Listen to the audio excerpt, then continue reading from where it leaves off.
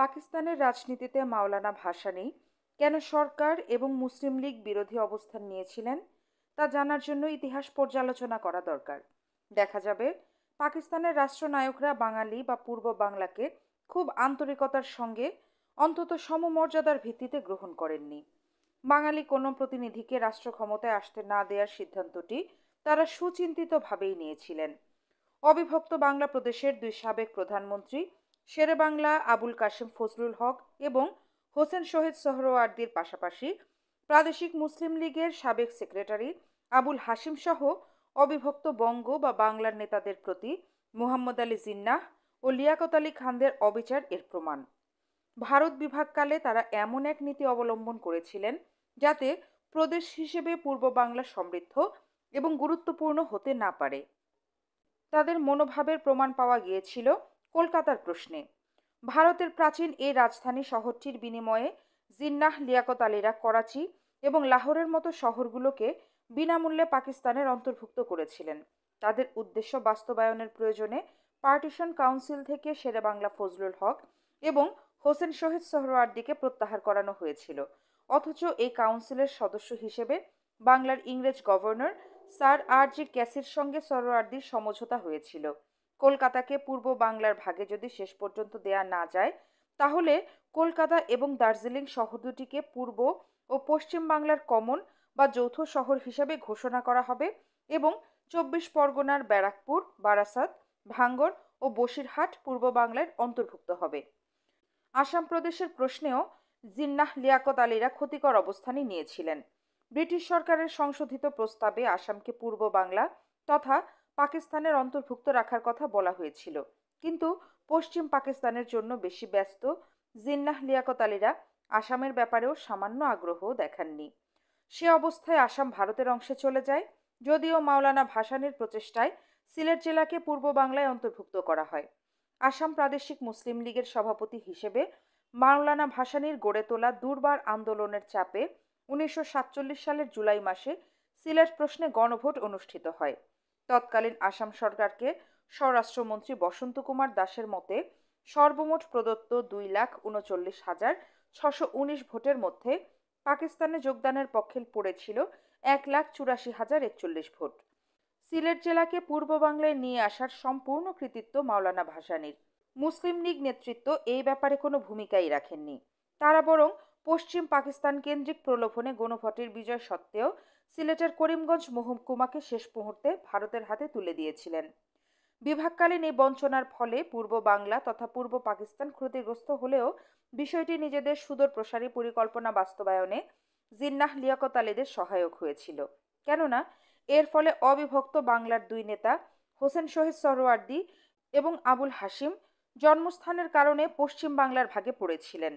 অন্যদিকে বরিশালের সন্তান হলেও ঘটনা প্রবাহের পরিপ্রেক্ষিতে শেরেবাংলা ফজলুল হক ততদিনে গুরুত্বহীন এক আহত সিংহে পরিণত হয়েছিলেন। এই অবস্থারই সুযোগ নিয়ে ঢাকার অতি অনুগত নবাব খাজা নাজিম উদ্দিনকে পূর্ব বাংলার প্রথম প্রধানমন্ত্রী বানানো হয়। কলকাতার দৈনিক আজাদ সম্পাদক মাওলানা মোহাম্মদ আকরাম খাঁকে দেয়া হয় প্রাদেশিক মুসলিম লীগের সভাপতির পদ।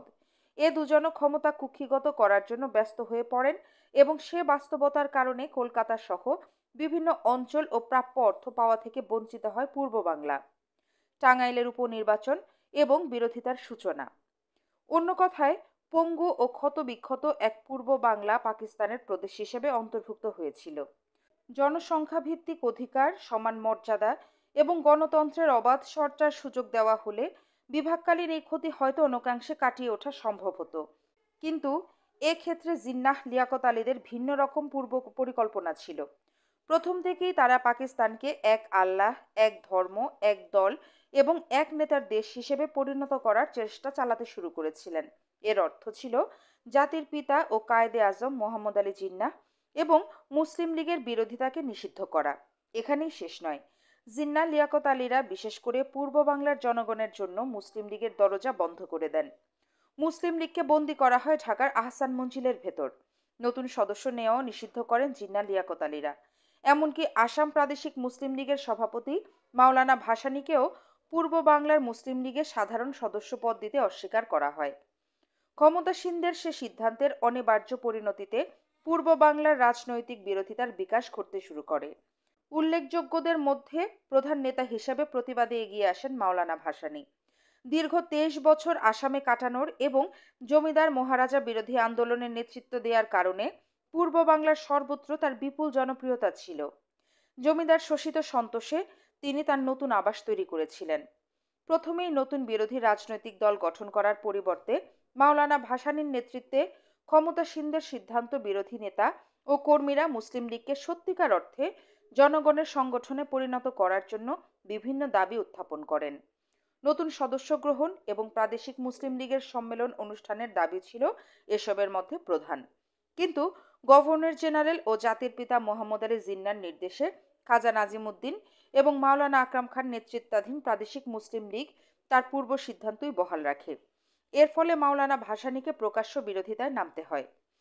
মুসলিম লীগের সঙ্গে মাওলানা ভাসানীর প্রথম সংঘাত ঘটে টাঙ্গাইলের একটি উপনির্বাচনকে কেন্দ্র করে। মাওলানা ভাসানীর দাবি ও জনপ্রিয়তাকে উপেক্ষা করে ক্ষমতাসীনরা করটিয়ার জমিদার খুররম খান পন্নীকে মুসলিম লীগের প্রার্থী হিসেবে মনোনয়ন দিয়েছিলেন। প্রতিবাদে এবং ক্ষমতাসীনদের স্বৈরাচারী নীতির বিরুদ্ধে সংগ্রামরত কর্মীদের চাপে মাওলানা ভাসানী উপনির্বাচনে স্বতন্ত্রভাবে প্রার্থী হন। মন্ত্রী এবং সরকারি প্রশাসনের সর্বাত্মক প্রচেষ্টা, বিপুল অর্থব্যয় এবং গুন্ডামি ও সন্ত্রাস সত্ত্বেও নির্বাচনে মুসলিম লীগ প্রার্থী খুররম খান পন্নীর পরাজয় ঘটে। মাওলানা ভাসানী বিপুল ভোটের ব্যবধানে বিজয়ী হন। ভাসানীর নির্বাচন বাতিল। এবার শামসুল হক। উপনির্বাচনে মুসলিম লীগের এই পরাজয়ের অসম্মানজনক ঘটনাটি সামগ্রিকভাবে পাকিস্তানের রাজনীতিকে প্রভাবিত করেছিল। মোহাম্মদ আলী জিন্নাহর নেতৃত্ব এবং মুসলিম লীগের প্রভাব সেকালে ছিল প্রশ্নাতীত। তাদের বিরোধিতার অর্থই ছিল পাকিস্তানের বিরোধিতা এবং শাস্তি হিসাবে প্রকাশ্যই তখন শিরকুচল করার তথা মাথা কেটে ফেলার হুমকি উচ্চারিত হতো। অমন এক প্রভাব ও হুমকির মধ্যেও সরকারের প্রকাশ্য বিরোধিতা এবং মাওলানা ভাসানীর বিজয় ক্ষমতাসীনদের কেবল ক্রোধান্বই করেনি, ভীত সন্ত্রস্তও করেছিল। তারা এর বিহিত করার জন্য তৎপর হয়ে ওঠেন। নির্বাচনী ফলাফলকে বাতিল ঘোষণার অজুহাত খোঁজা শুরু হয়। ঘটনাক্রমে মাওলানা ভাসানী নিজেই একটি অজুহাত তুলে দিয়েছিলেন। নির্বাচনী আইন অনুসারে প্রত্যেক প্রার্থীকে নির্বাচনে তার ব্যয়ের হিসাব প্রকাশ করতে হতো, কিন্তু মাওলানা ভাসানী তার হিসাব পেশ করতে অস্বীকার করেন। তার কারণ বা যুক্তি ছিল অবিশ্বাস্য ও কৌতূহলোদ্দীপক। নির্বাচন ব্যয়ের সমুদয় অর্থই তিনি পেয়েছিলেন মুরিদ ভক্তদের চাঁদা ও সাহায্য থেকে। তার নিজের একটি টাকাও যেহেতু খরচ হয়নি, তাই তিনি তার হিসাব পেশ করার নামে মিথ্যার আশ্রয় নিতে রাজি হননি। সমর্থক ও অনুসারীরা তাকে নামকাও আসতে হলেও একটি হিসাব দাখিল করার জন্য অনুরোধ জানিয়েছিলেন, কিন্তু মাওলানা ভাসানী সিদ্ধান্ত পাল্টাননি। অমন একটি চমৎকার সুযোগ ক্ষমতাসীনরাও হাতছাড়া করেননি। বিজয়ী প্রার্থী তার নির্বাচনী ব্যয়ের হিসাব পেশ করেননি। এই অভিযোগে মাওলানা ভাসানীর নির্বাচনকে অবৈধ ঘোষণা করা হয়েছিল। সরকারি আদেশে একই সঙ্গে পুরো উপনির্বাচনটিকেও অবৈধ হিসেবে আখ্যায়িত করে বলা হয়, মাওলানা ভাসানী এবং জমিদার পন্নী সহ অংশগ্রহণকারী কোনো প্রার্থী 1950 সাল পর্যন্ত অন্য কোনো নির্বাচনে প্রার্থী হতে পারবেন না। সরকারি এই নির্দেশটিকে সাধারণভাবে উদার ও সংকীর্ণতা মুক্ত মনে হলেও ক্ষমতাসীনরা অচিরেই এর বিপরীতে অবস্থানে চলে গিয়েছিলেন। টাঙ্গাইলের একই এলাকায় দ্বিতীয়বারের মতো উপনির্বাচনের তারিখ ঘোষণার পরপর সংশোধিত এক আদেশে বলা হয়েছিল, অযোগ্য ঘোষিতদের মধ্যে একমাত্র জমিদার পন্নী উপনির্বাচনে আবার প্রার্থী হতে পারবেন। মুসলিম লীগের বিরুদ্ধে এবার প্রার্থী করা হয়েছিল টাঙ্গাইলের প্রগতিশীল যুবনেতা শামসুল হককে। চিন্তাধারার দিক থেকে মাওলানা ভাসানী এবং বঙ্গীয় মুসলিম লীগের সাবেক সম্পাদক আবুল হাশেমের অনুসারী শামসুল হক মেধাবী ছাত্র ও সংগ্রামী যুবনেতা হিসেবে আগেই খ্যাতি অর্জন করেছিলেন। তার এই খ্যাতি এবং জনপ্রিয়তা বিশেষ করে টাঙ্গাইল মহকুমায় এতই ব্যাপক ছিল যে ক্ষমতাসীনদের সর্বাত্মক প্রচেষ্টা সত্ত্বেও দ্বিতীয় উপনির্বাচনে তিনি জয়লাভ করেছিলেন। জমিদার খুররম খান পন্নীর আবারও ঘটেছিল লজ্জাকর পরাজয় 26 এপ্রিল 1949। পরাজয়ের এই ঘটনা প্রদেশের ক্ষমতাসীনদের ক্ষিপ্ত করে তোলে। অচিরেই তারা নির্বাচনটিকে বাতিল ঘোষণা করেন। অজুহাত হিসাবে এবার তারা মাওলানা ভাসানীর নামে প্রচারিত একটি প্রচারপত্রকে বেছে নিয়েছিলেন। উপনির্বাচনের প্রাক্কালে 1949 সালে মার্চে আসাম সফরে গেলে ভারত সরকার মাওলানা ভাসানীকে গ্রেফতার করেছিল। উপনির্বাচনের সময় তিনি আসামের কারাগারে বন্দী ছিলেন। বন্দী থাকাকালেই শামসুল হককে ভোট দেওয়ার আহ্বান জানিয়ে মাওলানা ভাসানী প্রচারপত্রটিতে স্বাক্ষর করেছিলেন। সে কারণে আইনত তার স্বাক্ষরটি গ্রহণযোগ্য নয় এবং জাল স্বাক্ষর। এই অভিযোগে ক্ষমতাসীনরা শামসুল হকের নির্বাচনকেও বেআইনি ঘোষণা করেছিলেন। শুরু থেকেই পূর্ব বাংলার বঞ্চনা। টাঙ্গাইলের একই এলাকার উপনির্বাচনে ক্ষমতাসীন মুসলিম লীগ মনোনীত একই প্রার্থী জমিদার খুররম খান পন্নীর পরপর দুবার পরাজিত হওয়ার এই ঘটনা পাকিস্তানের রাজনীতিতে বিষময় পরিণতি উপলক্ষ হয়েছিল। কারণ গণতন্ত্রের প্রতি নিষ্ঠা কিংবা সততার কোনো উপাদানই মুসলিম লীগ নেতৃত্বের মধ্যে উপস্থিত ছিল না। ক্ষমতা কুক্ষিগত রাখার স্বৈরাচারী মনোভাবেই সেই সময় তাদের চালিত করত।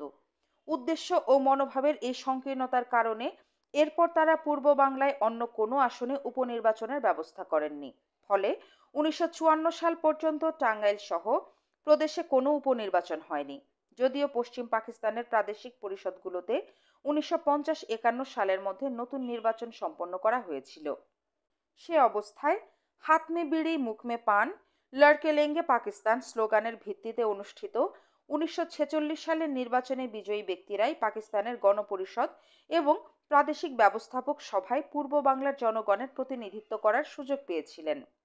ভারতের যুক্ত প্রদেশ থেকে আগত প্রধানমন্ত্রী লিয়াকত আলী খান এবং বেগম শায়েস্তা ইকরামুল্লাহ সহ বেশ কয়েকজন অবাঙালি সদস্যকেও মোহাম্মদ আলী জিন্না পূর্ব বাংলার অংশ থেকে মনোনয়ন দিয়েছিলেন। শুধু তাই নয়, পূর্ব বাংলায় উপনির্বাচন অনুষ্ঠিত না হওয়ায় পাকিস্তানের গণপরিষদেও পরিবর্তন করার প্রয়োজন হয়নি। 1947 সালের 11 আগস্ট নির্বাচিত 79 সদস্যের এই গণপরিষদে জনসংখ্যার ভিত্তিতে পূর্ব বাংলার প্রতিনিধির সংখ্যা ছিল 44 জন। কিন্তু লিয়াকত আলী খানদের মতো প্রতিনিধিরা থাকায় ন্যাশনাল কংগ্রেসের 11 জন অমুসলিম সদস্য ছাড়া কেউই পূর্ব বাংলা বা বাঙালির পক্ষে কোনো ভূমিকা রাখেননি। অন্য কথায়, প্রাদেশিক পরিষদ এবং পাকিস্তান গণপরিষদের উভয় স্থানেই পূর্ব বাংলা সত্যিকার অর্থে প্রতিনিধিত্বহীন অবস্থায় ছিল। প্রসঙ্গত একটি ঘটনার উল্লেখ করা যায়। 1952 সালের 10 এপ্রিল বাংলাকে রাষ্ট্রভাষা করার প্রশ্নে অনুষ্ঠিত বিতর্ক শেষে গণপরিষদের ভোট গণনায় দেখা গিয়েছিল পাঞ্জাবের প্রাক্তন মন্ত্রী সর্দার শওকত হায়াত খান এবং সর্দার আবদুল্লাহজান খান বাংলার পক্ষে ভোট দিয়েছিলেন, কিন্তু প্রস্তাবের উত্থাপক বাঙালি নূর আহমেদ স্বয়ং চলে গেছেন বাংলার বিপক্ষে। ফলে 41-12 ভোটে বাতিল হয়ে যাওয়ায় বাংলাকে সেবার রাষ্ট্রভাষার মর্যাদা দেওয়া হয়নি। গণপরিষদের কার্যবিবরণী থেকে জানা যায়, পূর্ব বাংলার তৎকালীন মুখ্যমন্ত্রী নুরুল আমিনের হস্তক্ষেপের ফলেই উত্থাপক হয়েও নূর আহমেদ বাংলার বিরুদ্ধে ভোট দিতে বাধ্য হয়েছিলেন। উল্লেখযোগ্য দ্বিতীয় ঘটনাটি 1948 সালের। সে বছরের মার্চ মাসে গভর্নর জেনারেল মোহাম্মদ আলী জিন্নার সভাপতিত্বে অনুষ্ঠিত প্রাদেশিক মুখ্যমন্ত্রী ও অর্থমন্ত্রীদের সভায় পূর্ব বাংলার রাজস্ব আয়ের প্রধান উৎস সেলস ট্যাক্স বা বিক্রয় করের শতকরা 50% কেন্দ্রকে দেয়া বাধ্যতামূলক করা হয়। বিক্রয় কর সম্পর্কিত এই সিদ্ধান্ত প্রাথমিকভাবে 2 বছরের জন্য নেওয়া হলেও 1952 সালের রেসম্যান অ্যাওয়ার্ড বা রেসম্যান রোয়েদাদ এর সুপারিশ অনুসারে ব্যবস্থাটিকে স্থায়ী করা হয়। পূর্ব বাংলার জন্য এর ফলাফল অত্যন্ত মারাত্মক হয়েছিল। পরবর্তীকালে সে আলোচনায় না গিয়ে আপাতত কেবল এটুকুই বলা যায়, পূর্ব বাংলার স্বার্থ বিরোধী এই সিদ্ধান্ত এবং পদক্ষেপগুলো নেয়ার এবং বাস্তবায়নের কোনো পর্যায়েই প্রাদেশিক ব্যবস্থাপক সভা কিংবা গণপরিষদের অনুমোদন নেওয়া হয়নি।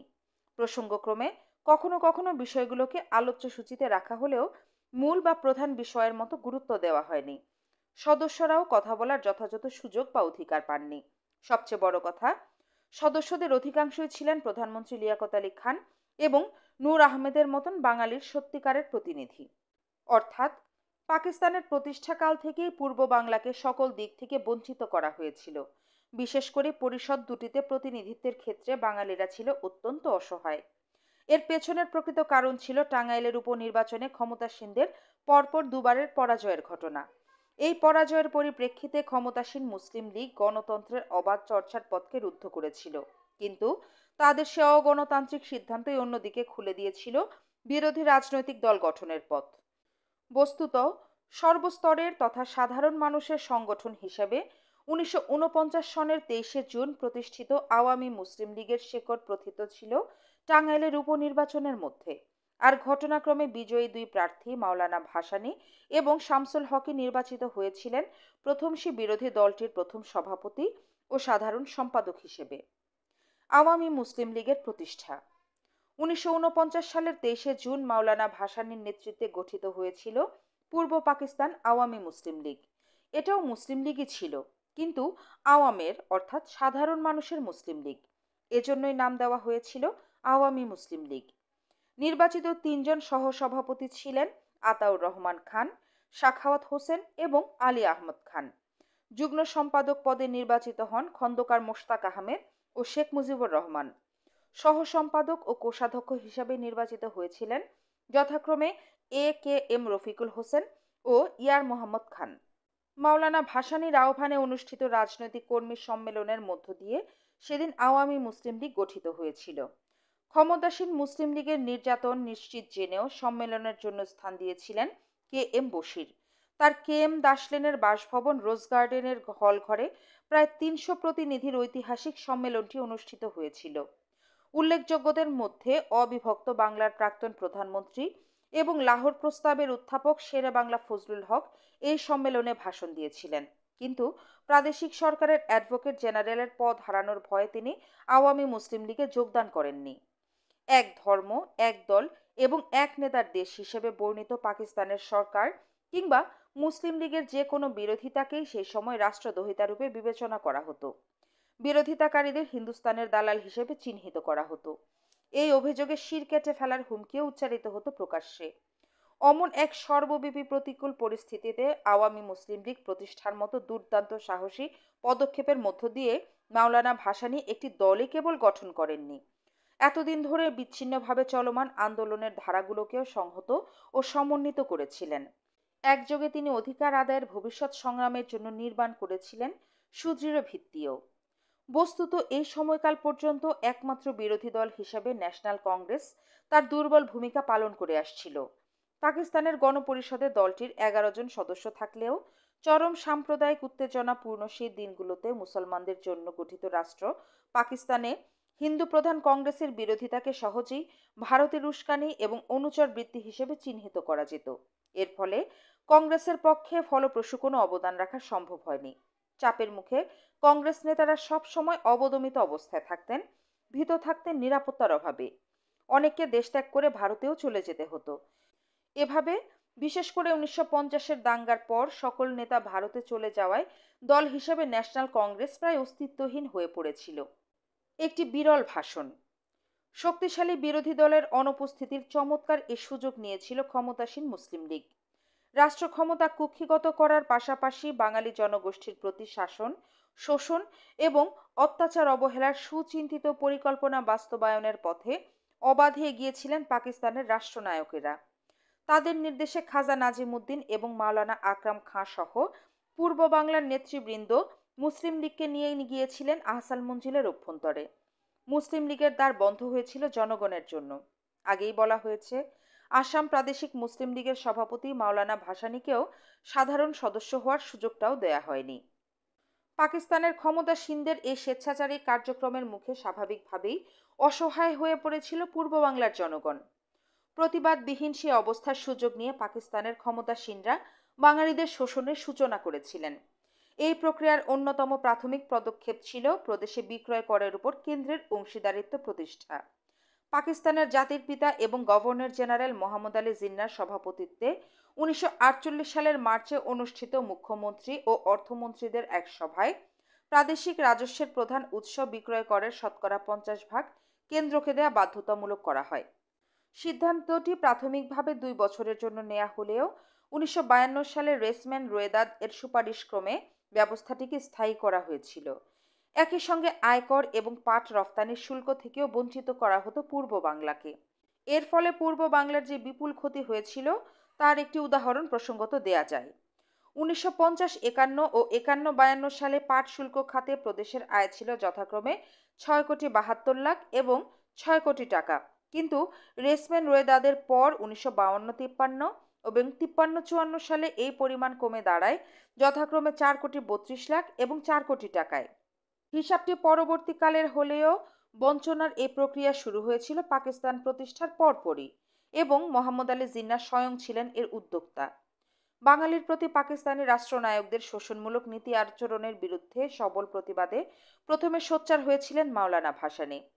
1948 সালের 19 মার্চ পূর্ব বাংলার ব্যবস্থাপক সভায় বাজেটের ওপর বিতর্কে অংশ নিতে গিয়ে দেয়া এক বিরল ভাষণে তিনি বলেছিলেন, প্রাদেশিক গভর্নমেন্ট এই যে সেলস ট্যাক্স সেন্ট্রাল গভর্নমেন্টের সঙ্গে চুক্তি করে দিয়ে আসলেন এবং তাদের কাছ হতে মাত্র 1 কোটি টাকা নেবেন বলে স্বীকৃত হলেন, এটা মন্ত্রিমণ্ডলী কোন স্বাধীনতার বলে করলেন? অ্যাসেম্বলির মেম্বারদের সঙ্গে পরামর্শ না করে তারা নিজেরা মোড়লি করলেন কোন অধিকারে? আমরা কি সেন্ট্রাল গভর্নমেন্টের গোলাম? ব্রিটিশ গভর্নমেন্টের গোলামি করি নাই, ন্যায়সঙ্গত অধিকারের জন্য চিরকাল লড়াই করেছি, আজও করব। আমরা হাড় ভাঙা পরিশ্রম করে পাট উৎপাদন করব, অথচ জুট ট্যাক্স, এমনকি railway tax, income tax, sell tax নিয়ে যাবে সেন্ট্রাল গভর্নমেন্ট।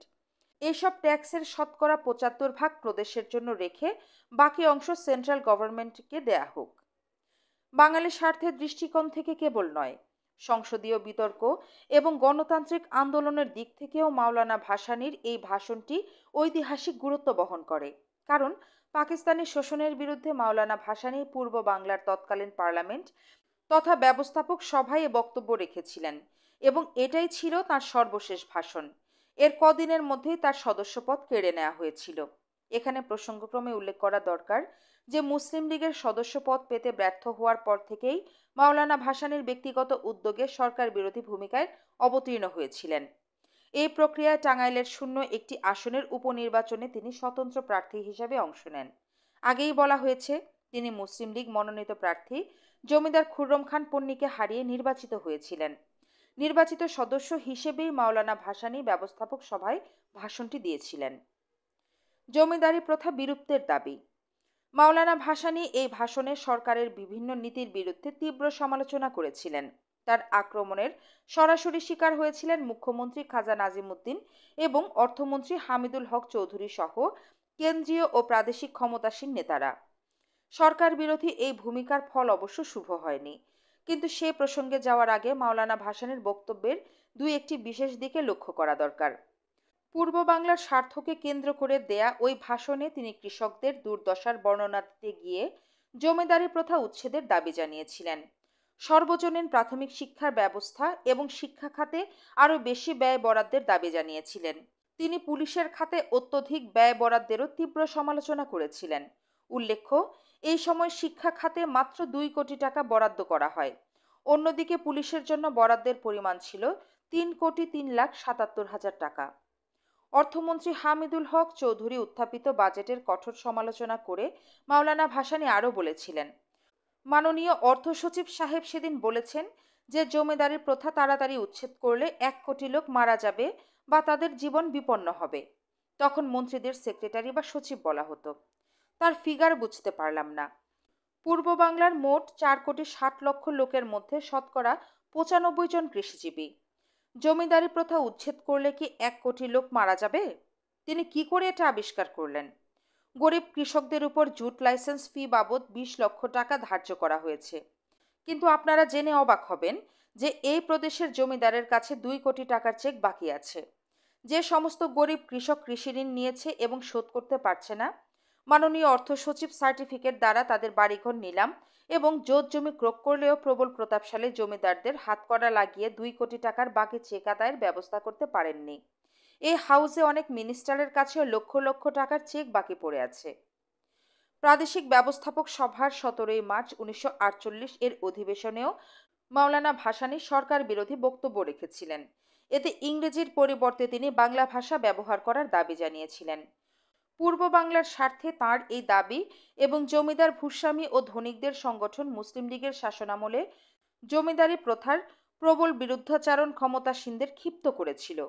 অচিরেই তারা মাওলানা ভাসানীকে পরিষদের সদস্য পদ থেকে বিতাড়িত করার পদক্ষেপ নিয়েছিলেন। নির্বাচনী এক মামলায় তার বিরুদ্ধে এই মর্মে অভিযোগ আনা হয় যে তিনি নির্বাচনী ব্যয়ের কোনো হিসাব দাখিল করেননি। কথাটা অবশ্য সত্যই ছিল। বাঙালির অব্যাহত প্রবঞ্চনা। ঘটনা প্রবাহের পর্যালোচনায় দেখা যাবে যে ক্ষমতাসীনদের এই ধরনের কর্মকাণ্ডের প্রধান লক্ষ্য ছিল আসলে মুসলিম লীগ বিরোধীদের রাজনীতির অঙ্গন থেকে বহিষ্কার করা। সেজন্যই 1954 সাল পর্যন্ত গণপরিষদে পূর্ব বাংলার প্রতিনিধিত্ব করেছিলেন 1946 সালে পাকিস্তানের দাবির মুখে নির্বাচিত ব্যক্তিরা। 1947 সালের 19 আগস্ট গঠিত 79 সদস্যের গণপরিষদে পূর্ব বাংলার প্রতিনিধিদের সংখ্যা ছিল 44 জন। জনসংখ্যার ভিত্তিতে এই গরিষ্ঠতা নির্ধারিত হলেও আগেই বলেছি, এদের সবাই বাঙালি ছিলেন না। ভারতের যুক্ত প্রদেশ থেকে আগত প্রধানমন্ত্রী লিয়াকত আলী খান এবং বেগম শায়েস্তা ইকরামুল্লাহ সহ অনেকেই পূর্ব বাংলার জন্য সংরক্ষিত আসন থেকে গণপরিষদে গিয়েছিলেন। সেই সাথে ছিলেন খাজা নাজিমুদ্দিন এবং নুরুল আমিনদের মতো কেন্দ্রের বিশ্বস্ত অনুচররাও, যারা কোনোদিনই বাঙালি বা পূর্ব বাংলার স্বার্থের অনুকূলে কোনো ভূমিকা রাখেননি, বরং নিজেরাই পরবর্তীকালে বাঙালি বিরোধী নায়কে পরিণত হয়েছিলেন। এসব কারণেই মাওলানা ভাসানীর ভূমিকা কেবল দুর্দান্ত সাহসী ছিল না, ছিল জরুরিও। আওয়ামী লীগ দলের গঠন ও প্রতিষ্ঠাতা প্রসঙ্গ। আওয়ামী লীগ এবার দলের 50তম প্রতিষ্ঠা বার্ষিকী উদযাপন করছে। দলটির এই উৎসব অত্যন্ত স্বাভাবিক এজন্য যে বাংলাদেশের মতো রাজনৈতিক দল প্রধান দেশে একটি দলের পক্ষে সুদীর্ঘ 50 বছর ধরে অস্তিত্ব টিকিয়ে রাখা এবং একাধিকবার ক্ষমতাসীন হওয়া অবশ্যই একটি কৃতিত্বের বিষয়। এখানে বলে রাখা ভালো যে আওয়ামী লীগের প্রতিষ্ঠা বার্ষিকীর উৎসব নিয়ে আলোচনা করা বর্তমান নিবন্ধের উদ্দেশ্য নয়। অপ্রয়োজনীয় সে আলোচনায় যাওয়ার পরিবর্তে বরং এমন দু একটি তথ্যের উল্লেখ করা দরকার যেগুলো আওয়ামী লীগের সাংগঠনিক ইতিহাসের পাশাপাশি বাংলাদেশের সঠিক রাজনৈতিক ইতিহাসের জন্য অত্যন্ত গুরুত্বপূর্ণ। এরকম প্রধান তথ্যটি আওয়ামী লীগের প্রতিষ্ঠা ও প্রতিষ্ঠাতা সংক্রান্ত। দলটির বর্তমান নেতৃবৃন্দ এবং তাদের সমর্থকদের পক্ষ থেকে সুকৌশলে ও সংকীর্ণ উদ্দেশ্য নিয়ে সুচিন্তিতভাবে অসত্য প্রচারণা চালানো হলেও তথ্য নির্ভর ইতিহাসের পর্যালোচনা এই তথ্যকে প্রতিষ্ঠিত করেছে যে 1949 সালের 23শে জুন দলটির প্রতিষ্ঠা করেছিলেন বাংলাদেশের জাতীয় নেতা মাওলানা আব্দুল হামিদ খান ভাসানী। জন্মগতভাবে সিরাজগঞ্জের সন্তান হলেও মাওলানা ভাসানীকে ব্রিটিশ ভারতের বাংলা প্রদেশ থেকে বহিষ্কৃত ও বিতাড়িত হতে হয়েছিল। একজন নেতা হিসেবে তার উত্থান ঘটেছিল পার্শ্ববর্তী প্রদেশ আসামে। 1947 সালের 14 আগস্ট যখন স্বাধীন রাষ্ট্র পাকিস্তান প্রতিষ্ঠা হয়, মাওলানা ভাসানী তখন আসাম প্রাদেশিক মুসলিম লীগের সভাপতি ছিলেন। পাকিস্তান হওয়ার পরপর স্বাধীনতা সংগ্রামের নেতৃত্ব দানকারী এবং প্রথম ক্ষমতাসীন দল মুসলিম লীগ চলে গিয়েছিল গণবিচ্ছিন্ন কুচক্রী নেতাদের দখলে। রাষ্ট্রীয় পর্যায়ে সরকার বা মুসলিম লীগের যে কোনো ধরনের সমালোচনা ও বিরোধিতাকে সেই সময় রাষ্ট্রদ্রোহিতা হিসেবে চিহ্নিত করা হয়েছে। অন্যদিকে বন্ধ করা হয়েছে মুসলিম লীগে প্রবেশের সকল দরজা। সে পরিস্থিতিতে সরকার এবং ক্ষমতাসীন দল মুসলিম লীগের বিরুদ্ধে একটি শক্তিশালী বিরোধী দল গঠনের প্রয়োজনীয়তা দেখা দেয় এবং এই ব্যাপারে উদ্যোগী ভূমিকা নেন মাওলানা ভাসানী।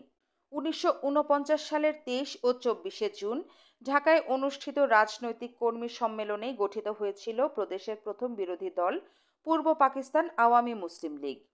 আওয়ামী মুসলিম লীগের প্রতিষ্ঠাকালীন ঘোষণায় গণতান্ত্রিক বিধি ব্যবস্থা, লাহোর প্রস্তাবের ভিত্তিতে আত্মনিয়ন্ত্রণের পূর্ণ অধিকার সহ পূর্ব পাকিস্তানের জন্য পূর্ণ আঞ্চলিক স্বায়ত্ত শাসন প্রদান এবং বিনা ক্ষতিপূরণে জমিদারি প্রথার উচ্ছেদ ও কৃষকদের মধ্যে কৃষিজমি বিতরণের দাবি জানানো হয়েছিল। তথ্য নির্ভর ইতিহাসের আলোকে এখানে আওয়ামী লীগের প্রতিষ্ঠাতা প্রসঙ্গের উল্লেখ করা দরকার। দলটির বর্তমান নেতৃত্ববৃন্দ এবং সমর্থকরা উদ্দেশ্যপ্রণোদিতভাবে মাওলানা ভাসানীর নাম এড়িয়ে যান এবং সামনে আনেন হোসেন শহীদ সরোয়ার্দীকে। বাস্তবে 1949 সালের মার্চে স্থায়ীভাবে পাকিস্তানে চলে আসার পর অবিভক্ত ব্রিটিশ বাংলার প্রধানমন্ত্রী হোসেন শহীদ সরোয়ার্দীর রাজনৈতিক কর্মকাণ্ডের প্রধান ক্ষেত্র ছিল পশ্চিম পাকিস্তান। বিভিন্ন মামলা পরিচালনা উপলক্ষে মাঝে মধ্যে ঢাকায় এলেও এবং রাজনৈতিক নেতা কর্মীদের সঙ্গে ঘটনাক্রমে যোগাযোগ রাখলেও হোসেন শহীদ সোহরাওয়ার্দী পূর্ব পাকিস্তানের কোনো দল গঠনের উদ্যোগ নেননি। আওয়ামী মুসলিম লীগেও তিনি প্রথম সুযোগে যোগ দেননি, বরং দলটি গঠিত হওয়ায় তথা জুন মাসেরও অনেক পরে 1949 সালের নভেম্বরেও কেন্দ্রীয় মুসলিম লীগ সভাপতি খালিকুজ্জামানকে লেখা এক চিঠিতে হোসেন শহীদ সোহরাওয়ার্দী তার উপর দলের সদস্য সংগ্রহের দায়িত্বভার দেওয়ার দাবি জানিয়েছিলেন। চিঠিতে তিনি একথাও উল্লেখ করেছিলেন যে তার দাবি পূরণ করা না হলে দেশে গণভিত্তিক রাজনৈতিক দল গঠনের প্রবণতা দেখা দেওয়ার আশঙ্কা রয়েছে। মুসলিম লীগ সভাপতি হোসেন শহীদ সোহরাওয়ার্দী দাবি নাকচ করে দেন। তার চিঠিটি এমনকি দলের ওয়ার্কিং কমিটির সভায়ও উপস্থাপন করা হয়নি। সরকারি পর্যায়ে একই সঙ্গে শুরু হয়েছিল সোহরাওয়ার্দী বিরোধী প্রবল প্রচার অভিযান। মুসলিম লীগের সুযোগ না পাওয়া সহ ঘটনা প্রবাহের পরিপ্রেক্ষিতে শহীদ সোহরাওয়ার্দী নতুন একটি দল গঠনের উদ্যোগ নিতে বাধ্য হন এবং পশ্চিম পাকিস্তানের কয়েকজন সমমনা নেতার সঙ্গে যৌথভাবে রাজধানী করাচিতে এক রাজনৈতিক কর্মী সম্মেলনের আহ্বান করেন। 1950 সালের ফেব্রুয়ারিতে অনুষ্ঠিত এই সম্মেলনে অল পাকিস্তান আওয়ামী মুসলিম লীগ নামে স্বতন্ত্র একটি দল গঠনের সিদ্ধান্ত নেওয়া হয়। শহীদ সরওয়ার্দীকে সভাপতি ও প্রধান সংগঠক পদে এবং পশ্চিম পাকিস্তানের নেতা আব্দুস সাত্তার নিয়াজিকে সাধারণ সম্পাদক পদে নির্বাচিত করা হয়। দলের প্রথম গঠনতন্ত্র ও ঘোষণাপত্র গৃহীত হয়েছিল 1951 সালের 25শে জানুয়ারি। নতুন দল গঠনের পর থেকে শহীদ সরওয়ার্দী পূর্ব পাকিস্তানে যাতায়াত বাড়িয়ে দেন সত্য, কিন্তু মাওলানা ভাসানীর নেতৃত্বাধীন আওয়ামী মুসলিম লীগে যোগদান কিংবা এর সঙ্গে সাংগঠনিক সম্পর্ক প্রতিষ্ঠা করা থেকে আগের মতোই বিরত থাকেন। অন্যদিকে তার ব্যস্ততা বেড়ে যায় পশ্চিম পাকিস্তানে তথা কেন্দ্রীয় রাজনীতিতে। সে পর্যায়ে তিনি অন্য দুটি দলের সঙ্গে সম্পর্ক প্রতিষ্ঠা করতে সমর্থ হয়েছিলেন। এ দুটি দল ছিল উত্তর পশ্চিম সীমান্ত প্রদেশের নেতা মানকি শরীফ পীরের নেতৃত্বে 1949 সালে গঠিত আওয়ামী মুসলিম লীগ এবং 1949 সালে মামদতের নবাবের নেতৃত্বে গঠিত জিন্নাহ মুসলিম লীগ। শহীদ সরওয়ার্দীর উদ্যোগে তার নিজের নেতৃত্বাধীন অল পাকিস্তান আওয়ামী মুসলিম লীগের সঙ্গে দল দুটি একীভূত হয় এবং 3 দলের সমন্বয়ে গঠিত হয় নতুন দল অল পাকিস্তান জিন্নাহ আওয়ামী মুসলিম লীগ। 24শে জানুয়ারি 1951 হোসেন শহীদ সরওয়ার্দীকে দলের কেন্দ্রীয় আহ্বায়ক নির্বাচিত করা হয়েছিল। পূর্ব পাকিস্তান আওয়ামী লীগের সঙ্গে হোসেন শহীদ সরওয়ার্দীর নেতৃত্বাধীন অল পাকিস্তান জিন্নাহ আওয়ামী মুসলিম লীগের আনুষ্ঠানিকভাবে সাংগঠনিক সম্পর্ক স্থাপিত হয়েছিল আরও পরে 1953 সালের জুলাই মাসে। এর আগে 52 সালের ডিসেম্বরে লাহোরে আয়োজিত 3 দিনব্যাপী এক কনভেনশনের মাধ্যমে ঐক্য প্রক্রিয়া শুরু করা হয়েছিল, কিন্তু মাওলানা ভাসানী কারাগারে থাকায় ঐক্য প্রক্রিয়া সম্পন্ন হতে পারেনি। মাওলানা ভাসানী মুক্তি পাওয়ার পর 53 সালের 21শে এপ্রিল অনুষ্ঠিত আওয়ামী মুসলিম লীগের ওয়ার্কিং কমিটির বৈঠকে শহীদ সরওয়ার্দীর সঙ্গে ঐক্য প্রতিষ্ঠার সিদ্ধান্ত গৃহীত হয় এবং সে বছর 9 জুলাই ঢাকার মুকুল সিনেমা হলে অনুষ্ঠিত কাউন্সিল অধিবেশনে সিদ্ধান্তটি অনুমোদন লাভ করে। ভাষা আন্দোলনকালে উর্দুর পক্ষে বিবৃতি এবং সাধারণভাবে পূর্ব পাকিস্তানের স্বায়ত্তশাসন প্রশ্নে দোদুল্যমানতার কারণে শহীদ সরওয়ার্দীকে দিয়ে আওয়ামী মুসলিম লীগের ঘোষণা ও কর্মসূচি মেনে চলার আহ্বান জানিয়ে কাউন্সিল অধিবেশনে মাওলানা ভাসানী বলেছিলেন, সরওয়ার্দী সাহেবের সঙ্গে আমাদের সম্পর্ক যাই হোক না কেন, আওয়ামী মুসলিম লীগের কর্মসূচির প্রশ্নে কেউ প্রতিবন্ধকতা সৃষ্টির চেষ্টা করলে আমরা সম্পর্কের বিষয়টি নতুনভাবে বিবেচনা করতে বাধ্য হব। উল্লেখ্য, এই কাউন্সিল অধিবেশনে গৃহীত এক প্রস্তাবে দেশরক্ষা, মুদ্রা ও পররাষ্ট্রনীতিকে কেন্দ্রের বিষয় হিসাবে রেখে বাকি সকল বিষয়কে প্রদেশের কর্তৃত্বে দেয়ার এবং পূর্ব পাকিস্তানকে পূর্ণ আঞ্চলিক স্বায়ত্তশাসন প্রদানের দাবি জানানো হয়েছিল। এখানে বলা দরকার, দলের নাম থেকে মুসলিম শব্দটি বাদ দেওয়া হয়েছিল 1955 সালের 21 থেকে 23 অক্টোবর পর্যন্ত অনুষ্ঠিত কাউন্সিলের অধিবেশনে। মাওলানা ভাসানীর সভাপতিত্বে অনুষ্ঠিত এই অধিবেশন থেকে দলটি পূর্ব পাকিস্তান আওয়ামী লীগ নামে কার্যক্রম শুরু করেছিল। এভাবে তথ্য নির্ভর যে কোনো পর্যালোচনায় এই সত্যই প্রতিষ্ঠিত হয় যে অন্য কোনো নেতা নন, আওয়ামী লীগের প্রতিষ্ঠাতা এবং প্রথম সভাপতি ছিলেন মাওলানা আব্দুল হামিদ খান ভাসানী। 1953 এবং 1955 সালের পর 1956 সালের 19-20 মে অনুষ্ঠিত কাউন্সিল অধিবেশনেও মাওলানা ভাসানীকে সভাপতি পদে নির্বাচিত করা হয়েছিল। পরবর্তীকালে আওয়ামী লীগের সফল আন্দোলনের পথ ধরে পাকিস্তানের প্রধানমন্ত্রী হওয়ার পর হোসেন শহীদ সরওয়ার্দী দলের ঘোষণা ও কর্মসূচি থেকে বিচ্যুত হন এবং বিশেষ করে স্বায়ত্তশাসন ও পররাষ্ট্রনীতির প্রশ্নে চলে যান সম্পূর্ণ পরিপন্থী অবস্থানে। সেই পরিস্থিতিতে মাওলানা ভাসানী আওয়ামী লীগের বিশেষ কাউন্সিল অধিবেশনে আহ্বান করেন। 1957 সালের 7 ও 8 ফেব্রুয়ারি অনুষ্ঠিত এবং কাকমারি সম্মেলন হিসেবে সমধিক পরিচিত এই কাউন্সিল অধিবেশনে সরওয়ার্দী ঘোষণা করেন, পূর্ব পাকিস্তানকে শতকরা 98% স্বায়ত্তশাসন দেয়া হয়েছে। অন্যদিকে মাওলানা ভাসানী ঘোষণা করেন, স্বায়ত্তশাসন দেয়া না হলে পূর্ব পাকিস্তান পশ্চিম পাকিস্তানকে আসসালামু আলাইকুম জানাবে, অর্থাৎ স্বাধীনতা ঘোষণা করবে। কাকমারি সম্মেলনের পর মূলত স্বায়ত্তশাসন ও পররাষ্ট্রনীতির প্রশ্নে মাওলানা ভাসানী ও সরওয়ার্দীর মধ্যে সংঘাত চলতে থাকে এবং প্রধানমন্ত্রী সরওয়ার্দীর নির্দেশে 1957 সালের 13ই জুন ঢাকায় আয়োজিত হয় কাউন্সিল অধিবেশনের নামে এক কর্মী সমাবেশ। প্রাদেশিক মুখ্যমন্ত্রী আতাউর রহমান খান সহ কেন্দ্র ও প্রদেশের ক্ষমতাসীন নেতাদের সঙ্গে একযোগে এই সমাবেশের ব্যাপারে প্রধান ভূমিকা পালন করেন দলের সাধারণ সম্পাদক শেখ মুজিবুর রহমান। সমাবেশে ভাসানী সমর্থকদের লাঞ্ছিত করা হয়। মাওলানা ভাসানীকেও অসম্মানিত করা হয়। ফলে তাকে সভাপতি পদে বহাল রাখা হলেও এবং সে প্রস্তাবের প্রতি সম্মতি জানানোর জন্য তাকে অনুরোধ জানানো হলেও মাওলানা ভাসানী অসম্মত হন। তিনি 1957 সালের 24 জুলাই নিজের প্রতিষ্ঠিত দল আওয়ামী লীগের সঙ্গে সম্পর্ক পরিত্যাগ করেন এবং 25শে জুলাই গঠন করেন নতুন দল Pakistan national Awami party NAP. ন্যাপের কেন্দ্রীয় ও প্রাদেশিক উভয় শাখার সভাপতি পদে মাওলানা ভাসানীকে নির্বাচিত করা হয়।